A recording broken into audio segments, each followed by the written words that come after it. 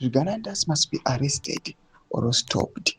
Zarabina mashoko anoitwa naIsaac Makomichi achitaura panguva achiti we do not need all these constitutional amendments kana zvese zviri kuitiwa zvema-public hearings either bill kana zvimwe zvakadaro zvema-land tenure what ari kuuya achiti we just need all the Zviganandas removed or arrested. Zarabina mashoko abuda togwa panguva inoyi. People subscribe or like on the bell icon. Makomichi amudanyira achiti we do not need the bill number 3 or presidential term extension for economy to thrive. We just need Zviganandas to be arrested or stopped. Vanhu vanonyepera kuda president but vachiba nezita remukuru. Once corruption is addressed, our economy will flourish. Zvimwe zvese izvo kunyeperwa. That's why I'm backing VP Chiwenga in 2028.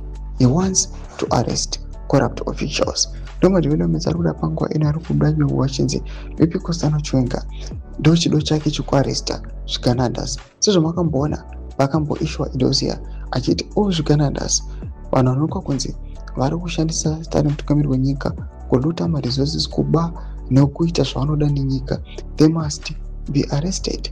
Vanofanira kuiswa pasi pemutongo, pasi peshamu kuti vaarestiwe vakwanise kumirira mhaka dzavo.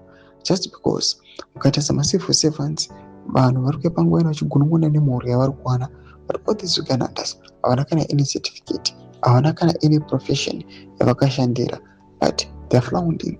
Vari kudya mari yenyika izvo ndo vanhu vakashandira nyika ino yeZimbabwe nedikita.